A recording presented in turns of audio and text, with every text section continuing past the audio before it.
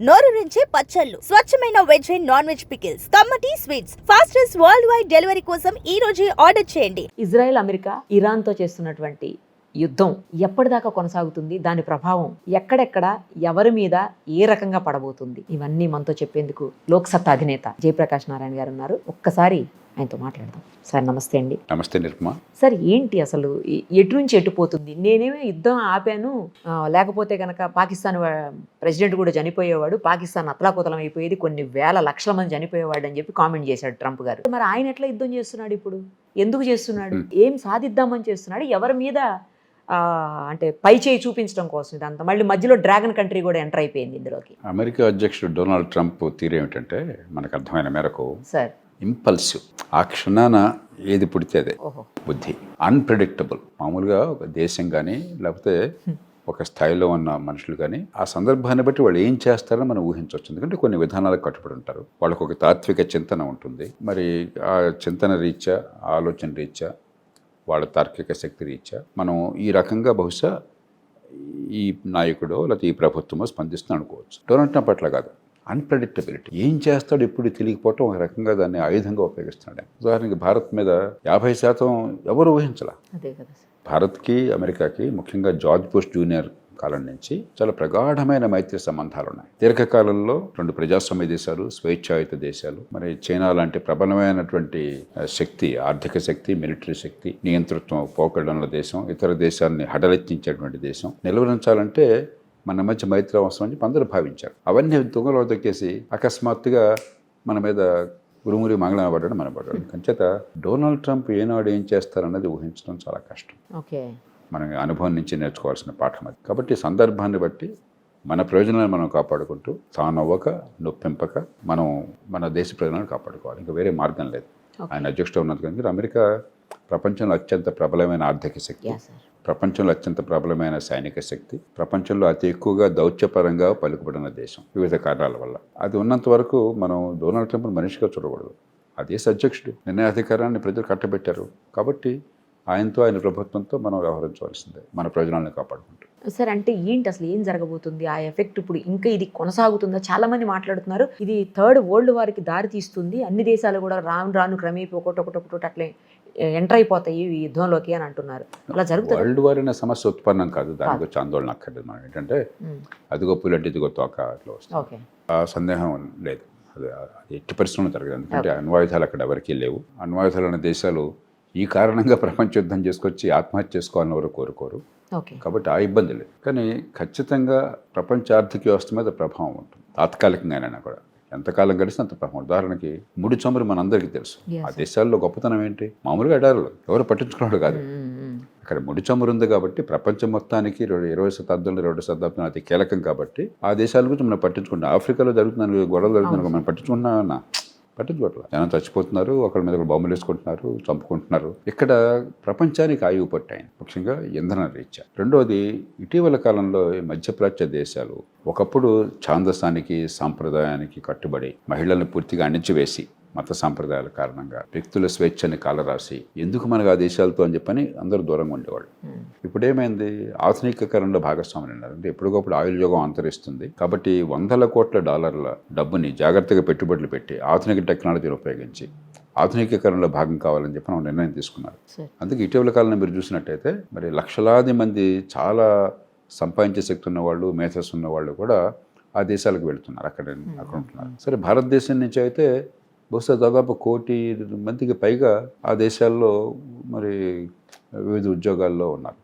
అక్కడి నుంచి మన దేశానికి మరి చాలా పెద్ద ఎత్తున $100 కోట్ల, వేల కోట్ల డాలర్లు, 100 కూడా కాదు, వేల కోట్ల డాలర్లు మన దేశానికి అక్కడి నుంచి రెమిటెన్సెస్ వస్తున్నాయి విదేశీ మారద్రవ్య విషయంలో. కాబట్టి ఒకటి ఇంధన రీత్యా, రెండు ప్రపంచ ఆర్థిక వ్యవస్థలో వాళ్ళకు ఉన్న కొద్దిగా కీలకమైన భాగస్వాములు కావడం చేత ఈ రెండు కారణాలుగా ప్రపంచం ఖచ్చితంగా అల్లకల్లోలమవుతుంది. ఇతర ప్రాంతాల్లో కనుక ఎక్కడ యుద్ధం జరిగితే అది వాళ్ళకి గొడవ. అవును సార్, కరెక్ట్. యుక్రెయిన్ యుద్ధం కూడా యూరప్ మధ్యలో నడిబడ్డం జరుగుతున్నా కూడా కొంతమేరకు ఇబ్బంది కలిగింది తప్ప, యుక్రెయిన్లో ఉదాహరణకి కొన్ని పంటలు కొంచెం బాగా వ్యవసాయ ప్రధానమైన దేశం. మన దేశాన్ని చూసుకుంటే వంట నూనెలు, ముఖ్యంగా సన్ఫ్లవర్ ఆయిల్, వేరే మన పొద్దుతిరుగు పువ్వు ఇలాంటి నూనెలు యుక్రెయిన్ నుంచి ప్రధానంగా వస్తాయి. అట్లాగే ఆహార ధాన్యాలు ఇతర దేశాలకి యుక్రెయిన్ నుంచి చాలా పెద్ద ఎత్తున వెళ్తాయి. రష్యా మీద ఆంక్షలు విధించడం చేత ఆయిల్ విషయంలో ప్రపంచంలో కొంచెం యూరప్కు ముఖ్యంగా మనకంటే గ్యాస్ విషయంలో యూరప్ ధరలు పెరిగిపోయినాయి. మిగతా ఆయిల్ పెద్దగా పెరగల. మనలాంటి దేశాలకు వాళ్ళ నుంచి కొనొద్దన్నారు, వాళ్ళతో ఇంకోటితో కొంటాం. అంత ప్రభావం లేదు. కానీ ఇక్కడ అట్లా కాదు. ప్రపంచంలో దాదాపుగా 3వ వంతు ఆయిల్ అక్కడి నుంచి వస్తుంది. మరి రష్యాను గందరగోళపడి అక్కడి నుంచి ఆయిల్ కొనడానికి వీలేదు ఆంక్షలు పెట్టి మరి మధ్యప్రాచ్యం నుంచి కూడా ముడిచమురు రాకపోతే ఇది కనుక కొద్ది వారాలు దాటి కొనసాగినట్టయితే ప్రపంచం అల్లకల్లాలి మొత్తం ఆర్థిక వ్యవస్థ. అంచేత మనం దాన్ని తీవ్రంగా తీసుకోవాలి. కారణంగానే బహుశా ఇది నెల కంటే దాటదు. ఎందుకంటే నెల కంటే ఎక్కువ తట్టుకునే శక్తి ప్రపంచానికి లేదు. ఈ చమురు నిల్వలు వివిధ దేశాల్లో ఉంటాయి. ఎంత నిల్వ ఉందో మనకి చెప్పరు. అంచనాలు వేయడమే కానీ అది స్ట్రాటజిక్, అది వ్యూహాత్మకమైనది. అది తెలిసిపోతే ప్రత్యర్థులు దాన్ని అర్థం చేసుకుని ఈ దేశానికి ఇది ఆయువు పట్టుందని చెప్పి మన ఇబ్బంది పెడతారు. అందుకని ఏ దేశం బయట పెట్టదు. కానీ ఈ నిల్వలు నెలల తరబడి ఉండటం కష్టం కదా సార్. రోజులు వారాలు ఉంటాయి. కాబట్టి ఒక నెల కంటే ఎక్కువ బహుశా అది నడవదు నా దృష్టిలో. ఇప్పటికే కొంత ప్రభావం కనిపించింది. ఇప్పుడు కొత్తగా వచ్చిన వార్త ఏమిటి, వేళ అమెరికా ఇప్పుడు దాకా రష్యా నుంచి నువ్వు ముడి చమురు కొనొద్దన్నారు కదా, ఇప్పుడు ఒక నెల రోజుల పాటు ముడి చమురు రష్యా నుంచి మీరు కొనుక్కోండి అని చెప్పి వారు సడలించారని చెప్పిన వార్త వచ్చింది. అమెరికా ట్రెజరీ సెక్రటరీ అనుకుంటాను ఇప్పుడే ఒక కొద్ది గంటల క్రితం ప్రకటించారు. అంటే వాళ్ళకి అర్థమవుతుంది ఆయిల్ కొరత వల్ల ప్రపంచం ఎంత గందరగోళంలో పడుతుందని చెప్పిన విషయం అర్థమవుతుంది. అంచేత ఒక నెల కంటే ఎక్కువ గడవదు. అట్లాగే అమెరికా ముందు ఇజ్రాయెల్ ముందు ఇరాన్ బలాదూర్ వాళ్ళకి సైనిక శక్తి. కానీ ఆధునిక యుగంలో మీకు పెద్ద సైనిక శక్తి ఉండక్కర్లేదు ఇతరులను చికాకు పెట్టాలంటే. ఇరాన్ తీవ్రంగా నష్టపోతుంది. విధ్వంసం జరుగుతుంది అక్కడ. మౌలిక సదుపాయాలు కానీ, సైనిక శిబిరాలు కానీ, లేకపోతే వాళ్ళకి ఆయుధ సంపత్తి కానీ విధ్వంసం జరుగుతుంది. కానీ ఇటీవల కాలం టెక్నాలజీ ఏమవుతుంది, మీరు సోల్జర్స్ అక్కర్లేదు, ఖరీదైనటువంటి కోటాను కోట్ల డాలర్ల ఖరీదైనటువంటి ఆయుధాలు అక్కర్లేదు. ఈ డ్రోన్స్ లాంటివి తక్కువ ఖరీదున్న $20-30 పంపించేస్తే అక్కడ $100 కోట్ల నాశనం కావచ్చు. ఇరాన్ దానిలో ఆరితేరింది. రష్యాకు కూడా ఇరాన్ పెద్ద ఎత్తున ఈ డ్రోన్స్ని సరఫరా చేస్తున్నది. రష్యా వాటిని యుక్రెయిన్లో వాడుతున్నది. వాటిని ఆ డ్రోన్స్ని కానీ ఆ క్షిపణులను కానీ మరి న్యూట్రలైజ్ చేయాలంటే, వాటిని నాశనం చేయాలంటే యువతర వాళ్ళు వాడే ఆయుధాల ఖరీదు 100 రెట్లు ఎక్కువ ఉంటుంది. గోడితే గొడ్డలు వాడాల్సి వస్తుంది. వాడి పంపించేదేమో కొద్ది ఖర్చుతో ఒక డ్రోన్ పంపిస్తున్నాడు. ఆ డ్రోన్ని మనం విధ్వంసం చేయాలని చెప్పంటే మనం కోట్ల డాలర్లతో దాని మీద ఆయుధాలు ఉపయోగించాలి. అది ఎసిమెట్రిక్ వార్ఫేర్ అంటాం. అందుకనే మరి ఇంకో వార్త వచ్చింది ఏమిటంటే, అమెరికా ఇతర దేశాలు యుక్రెయిన్ సహాయం కోరుతున్నాయట. ఎందుకని, ఈ డ్రోన్స్ రష్యా నుంచి యుక్రెయిన్ వెళ్తుంటే వాళ్ళు తక్కువ ఖర్చుతో ఆ డ్రోన్లని విధ్వంసం చేయడం వాళ్ళు ఆ టెక్నాలజీ వాళ్ళు పట్టుకున్నారు. ఇప్పుడు వాళ్ళ దగ్గర నుంచి అమెరికా తీసుకుంటుంది. ఇప్పుడు బాబా మాకు ఇవ్వండి ఆ టెక్నాలజీ, లేకపోతే వీళ్ళని తట్టుకోలేకపోతున్నాం. ఉదాహరణకు ఒక డ్రోను వాళ్ళు పంపిస్తే ఖటార్లో ఉన్నటువంటి అత్యంత సంక్లిష్టమైన రాడార్ $1.1 బిలియన్, అంటే సుమారుగా 10,000 కోట్ల రూపాయలు విలువ చేసేటువంటి పరికరం ఒక డ్రోన్తో, కొన్ని లక్షల రూపాయల డ్రోన్తో ఢామని విధ్వంసం అయిపోయింది. కాబట్టి ఇది ఇరాన్ తీవ్రంగా నష్టపోతుంది, దానిలో అనుమానం ఏమాత్రం లేదు. కానీ అక్కడ ప్రభుత్వం మారుతుందన్న దానికి దాఖలాలు కనిపించట్లేదు. ఎందుకంటే వాళ్ళు పరమ ఛాందసవాదులు, చాలా ఏర్పాట్లు చేసుకున్నారు. నాయకత్వాన్ని చంపేసినా కూడా ఇతరులు వచ్చేట్టుగాను. అక్కడ సైన్యం, రెవల్యూషనరీ గార్డ్స్ ఉంటారు, వీళ్ళందరూ పూర్తిగా ఈ మతతత్వవాదుల పక్షాన ఉన్నారు. ఎందుకంటే వాళ్ళకి ఆర్థిక ప్రయోజనాలు ఉన్నాయి, మతం మీద విశ్వాసం ఉండొచ్చు, వ్యక్తిగతమైన సంబంధాలు ఉన్నాయి. కాబట్టి ప్రజలకి ఇష్టం లేదు. వాళ్ళు మెజారిటీ ప్రజలకి ఇక్కడ ఇరాన్లో ఉన్నటువంటి మతత్వాదులు, ఐతరులు అంటే ఇష్టం లేదు. ఎందుకంటే వాళ్ళని అణిచివేశారు క్రూరంగా.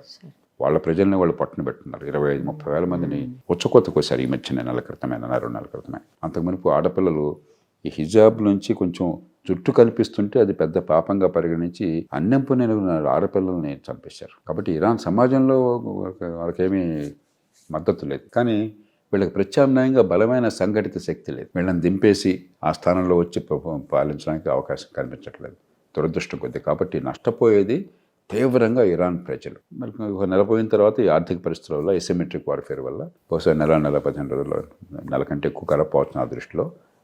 యుద్ధం అమెరికా విజయం ప్రకటిస్తుంది. ఎందుకంటే ఇరాన్లో క్షిపణులను ధ్వంసం చేశాము, వాళ్ళ ఆయుధ శిబిరాలు ధ్వంసం చేశాము, ఆయుధాల కర్మాగారాలను ధ్వంసం చేశాము. కాబట్టి ఇరాన్ వల్ల మాకు ఏమీ పెద్ద ప్రమాదం ఉండదని చెప్పాను. అది వాస్తవం కూడా.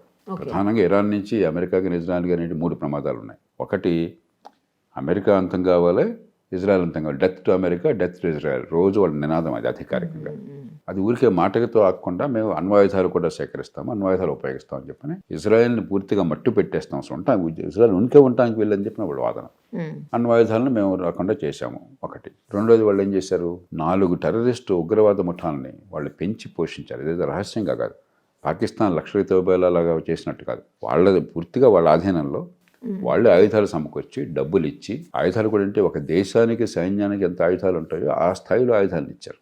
హెజ్బుల్లా దగ్గర ఒక చిన్న దేశానికి ఉండే ఆయుధాలంతా మొత్తం పెద్ద ఎత్తున సైన్యంలాగా చేశారు ఒక టెర్రరిస్ట్ ముఠాన్ని. వీళ్ళందరినీ కూడా గత 2 ఏళ్ళు 3 ఏళ్ల పరిణామాల్లో చాలా వరకు దెబ్బతిన్నారు, ఇంకా దెబ్బతింటున్నారు. ఇప్పుడు ఉదాహరణకి లెబనాన్లో హెజ్బుల్లా మీద ఇజ్రాయెల్ దాడి చేస్తుంది. వాళ్ళు అనవసరంగా ఇజ్రాయెల్ మీదకి కాలు దువ్వారు. ఇలా వెంటనే కూడా మేము పూర్తిగా న్యూట్రలైజ్ చేశాము. ఇక ముందు death to America, death to Israel అనేటువంటి సిద్ధాంతంతో వాళ్ళు ఉండే అవకాశం లేదు. కాబట్టి మా ప్రయోజనాలు నెరవేరినాయి. అది కొంతవరకు వాస్తవం కూడా. కానీ సమస్య ఏమిటి?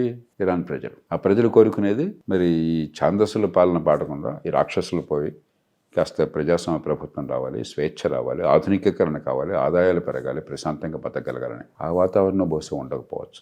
ఇరాన్ ప్రజలు దురదృష్టవంతులు దీనిలో. కానీ ఎందుకు సార్ ఇరాన్ మరి తనకి అంత లాస్ అవుతుంది, అంత నష్టం జరుగుతుంది దేశానికి, ప్రజలకు కూడా తెలుసు, అయినా సరే ఎక్కడా తగ్గకుండా మేము అది చేసేస్తాం, ఇది చేసేస్తాం, మా దగ్గర ఇంకా బలం ఉంది, మమ్మల్ని ఎవరు కూడా కొట్టలేరు, మమ్మల్ని ఎవరు ఏం చేయలేరు, మేము చూసుకోండి, మీకు ఇంకా తీవ్ర స్థాయిలో మీ మీద అటాక్ చేస్తాం, ఇవన్నీ ఎందుకు మాట్లాడుతున్నట్టు? మరి దేశాన్ని ప్రేమించే వాళ్ళైతే అమెరికా అంత బలమైన శక్తి ఉన్న దేశం మీద రోజు కయానికి కాలుది మేము చంపేస్తాం, పొడి చేస్తాం అనరు. కానీ మత ఛాందసం పూర్తిగా నసాడానికి అంటినప్పుడు, ప్రజల మీద ప్రేమ లేనప్పుడు, మీ ప్రజల మీద ప్రేమ లేదు, మీరు నమ్మిన దేవుడి మీద ప్రేమ ఉంటే ఉండొచ్చు, అప్పుడు వాళ్ళు తర్కబద్ధంగా ఉండవు వాళ్ళ చర్యలు. ఉదాహరణకు ఒసామా బిన్ లాడెన్ ఉన్నాడు, అర్థం పర్థం ఉందా? తను పోయాడు, తన పిల్లలు పోయారు, కానీ ఆయన కూడా మేము జన్నత్ స్వర్గానికి వెళ్తున్నాం అని నమ్ముతున్నారు. కాబట్టి ఛాందస్సం కావచ్చు, అధికారం నిలుపుకోవడం కోసం తాపత్రయం కావచ్చు, అంతే తప్ప రేషనల్గా తార్కికంగా ఆలోచిస్తే మీకు ఏ ప్రయోజనం లేనప్పుడు మీరు ఒక దేశంలో ప్రభుత్వం చేయాల్సిన పని ఏంటి? మన దేశ ప్రజల అవసరాలు గమనించడం, వాళ్ళ విద్య ఆరోగ్యం బాగు చేయడం, వాళ్ళ మరుగు సదుపాయాలు పెంచడం, వాళ్ళకి ఆదాయాలు పెంచడం, వాళ్ళ జీవన ప్రమాణాలు పెంచడం, అందుకోసం ప్రభుత్వం ఉన్నది. నియంతల ప్రభుత్వాలు కూడా ఆ పనులు చేసినాయి. హిట్లర్ ఉన్నాడు 20వ శతాబ్దంలో అత్యంత నరహంతకుడు, అంతకంటే నియంత ఇంకొకటి ప్రపంచ యుద్ధానికి దారితీశాడు కేవలం వ్యక్తిగా, ఒక వ్యక్తిగా. కానీ జర్మన్ల విషయానికి వస్తే ఆ యుద్ధం తర్వాత పరిస్థితులు తీసేస్తే ఆ జర్మనీలో ఆర్థిక సంక్షోభం నుంచి దేశాన్ని కాపాడాడు, ఆర్థిక ప్రగతిని పెంచాడు, ఫుల్ ఎంప్లాయ్మెంట్ అందరికీ ఉపాధి కల్పించే ఏర్పాట్లు చేశాడు, పారిశ్రామిక ఎదిగే ఏర్పాట్లు చేశాడు.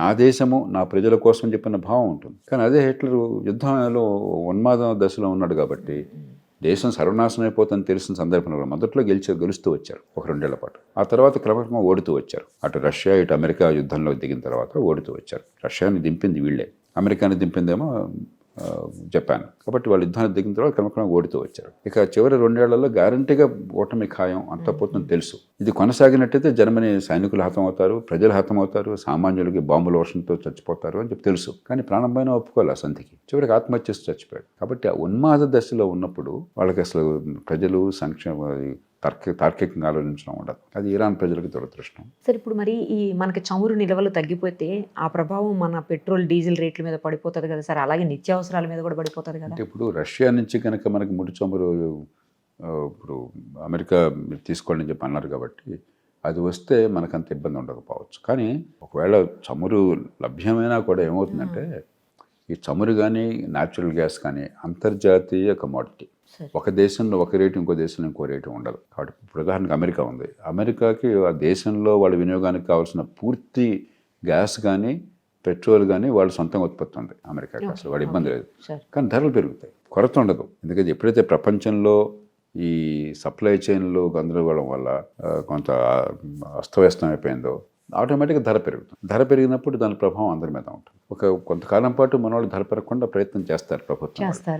ఈ పాటికి అమెరికా లాంటి దేశాల్లో ధర పెరిగి ఉంటుంది. అంతర్జాతీయ మార్కెట్ ధర పెరగగానే మీకు అక్కడ గ్యాస్ స్టేషన్లో ధర పెరుగుతుంది. మన దేశంలో ఏంటంటే ఆయిల్ పూల్ డెఫిసిట్ మొత్తాన్ని కూడా వాళ్ళే సవరించి ఏర్పాటు చేసి రిజర్వ్ పెట్టుకుంటారనమాట. అందుకని ఇది ప్రభుత్వం నిర్దేశిస్తుంటుంది రేట్లని. కాబట్టి ధర పెంచకుండా ప్రయత్నం చేస్తుంటారు కొంతకాలం పాటు. ఎంతకాలం చేస్తారు? ఆ డబ్బుని ఆ రిజర్వ్ అంతా పోతుంది, పోయిన తర్వాత నష్టాలు వస్తాయి. కాబట్టి ధర పెరుగుతుంది. అంచేత యుద్ధం కనుక కొన్ని వారాల పాటు కొనసాగినట్టయితే ధరలు పెరిగే ఇప్పటికే ధరలు పెరిగినాయి. ఒక దాదాపు $60-62 ఉండేది, ఇప్పుడు $83 వెళ్ళింది అంటున్నారు ఈ 4-5 రోజుల్లో, 5-6 రోజుల్లో. అదే గ్యాస్ అయితే దాదాపు 60-70% దాకా పెరిగినాయి అంటున్నారు యూరోప్లో. మనకి పెద్దగా గ్యాస్ అవసరం ఉండదు. ఆ దేశాలకు గ్యాస్ ప్రధానంగా వాళ్ళు విద్యుత్ ఉత్పత్తి చేయడం కానీ, లేకపోతే ఇళ్ల హీటింగ్ కానీ మొత్తం గ్యాస్ ద్వారానే వస్తుంది వాళ్ళకి. కాబట్టి అక్కడ గ్యాస్ కొరత అయితే చాలా గందరగోళం అవుతుంది. ఆయిల్ విషయానికి వస్తే వీళ్ళ దగ్గర నుంచి లేదు అంటే రష్యా నుంచి తప్పించి మనకి ఇంకా వేరే ఆల్టర్నేట్ లేదు అసలు. నువ్వు అమెరికా నుంచి తీసుకోవచ్చు. ఇప్పుడు ప్రపంచంలో చాలా దేశాలు ఉత్పత్తి చేస్తున్నాయి, కానీ అమెరికా చాలా వరకు వాళ్ళు ఉత్పత్తి చేసి వాళ్ళ అవసరాలకి మనకు వస్తుంది. అయినా కూడా కొంత ఎగుమతి చేస్తారు, కొంత దిగుమతి చేసుకుంటారు. మధ్యప్రాచ్యంలో ఇప్పుడు ఈ దేశాల్లో వాళ్ళ అవసరాలు మించి చాలా ఎక్కువగా ఇంటర్నేషనల్ ట్రేడ్ అయ్యేది, వాణిజ్యం ఉండేది ఈ దేశాల్లో. అలాగే రష్యా కూడా చాలా పెద్ద ఎత్తున ఉత్పత్తి చేస్తుంది. వాళ్ళ అవసరాలు పోగా వాళ్ళకి ఎక్కువగా అమ్మగలరు. కానీ రష్యా మీద ఆంక్షలు పెట్టేసరికి అది మార్కెట్లో లేకుండా పోయింది. ఇరాన్ మీద ఆంక్షలు ఉన్నాయి. ఇప్పుడు ఇరాన్ కూడా మంచి ఉత్పత్తిదారు, దాదాపు $2.3 మిలియన్ దాకా ఉత్పత్తి చేసేవాళ్ళు. అది పోయింది. కేవలం చైనాకి ఎక్కువగా సప్లై చేస్తున్నారు వాళ్ళు. కొంతమేరకు ఉత్పత్తి చేసేది కూడా రహస్యంగా, ఎందుకంటే వాళ్ళని ఆంక్షలు పెట్టారు కాబట్టి. వెనిజువేలా దేశం కూడా బాగా ఉత్పత్తి చేసే అవకాశం ఉండేది. అక్కడ కూడా ఆంక్షలు పెట్టారు ఈ మధ్య దాకా. ఇప్పుడు వెనిజువేలా అక్కడ రాష్ట్రపతిని బలవంతంగా ఎత్తుకుపోయారు కాబట్టి ఇక్కడ ఆయుతాలను చంపేసినట్టుగా ట్రంప్ గారు, అక్కడ వేరే ప్రభుత్వం వచ్చింది. ఇప్పుడు వెంటనే ఆయిల్ వెల్స్ ఓపెన్ చేయాలనుకుంటున్నారు. కానీ ఇదేదో మేట నొక్కేస్తే వచ్చేది కాదు, కొన్నేళ్లు పడుతుంది మళ్ళీ ఆయిల్ ప్రొడక్షన్ రావడానికి. దానికి పెట్టుబడులు కావాలా. ఆ పెట్టుబడి పెట్టేవాళ్ళు వెనిజువేలాలో ఎందుకు పెట్టాలా? వేరే చోట లాభం వచ్చే అవకాశం ఉంటే వెనిజువేలా కొంచెం ఖరీదైన అవుతుంది అక్కడ. అందుకని ఈ గందరగోళం ఉంటుంది ప్రపంచం అంతా కూడా. సంబంధం లేకపోయిన దుబాయ్, బహ్రెయిన్ లాంటి ప్లేసెస్లో కూడా రకరకాల ఇష్యూస్ వల్ల, అంటే మెయిన్లీ ఈ యుద్ధం ఇష్యూస్ తోటి రకరకాలుగా అంటే ఎయిర్పోర్ట్స్ క్లోజ్ చేయడం, లేకపోతే అక్కడికి వెళ్ళిన వాళ్ళు టూరిస్టులు ఇరుక్కుపోవడం, మన వాళ్ళు కూడా ఉన్నారు సార్ చాలా మంది. టూరిస్టులు సరే 1 కోటి మంది అక్కడ ప్రవాస భారతీయులు ఉన్నారు, అక్కడ పనిచేసుకుంటున్నారు. ప్రవాస భారతీయులు ప్రపంచంలో అతి ఎక్కువ సంఖ్యలో ఉంది మధ్యప్రాచ్యం. మన హైదరాబాద్ నగరం నుంచి కొన్ని లక్షల మంది ఉన్నారు, కేరళ నుంచి 10 లక్షల మంది ఉన్నారు. కాబట్టి వీళ్ళందరూ కూడా చాలా కష్టజీవులు. మరి వాళ్ళ జీవితాలను వాళ్ళు గౌరవప్రదంగా నడుపుకుంటున్నారు. మన సమాజానికి బోనంత మేలు చేస్తున్నారు. వాళ్ళు అక్కడి నుంచి డాలర్లు మనకు పంపించి వాళ్ళ కుటుంబాలను ఆదుకుంటున్నారు.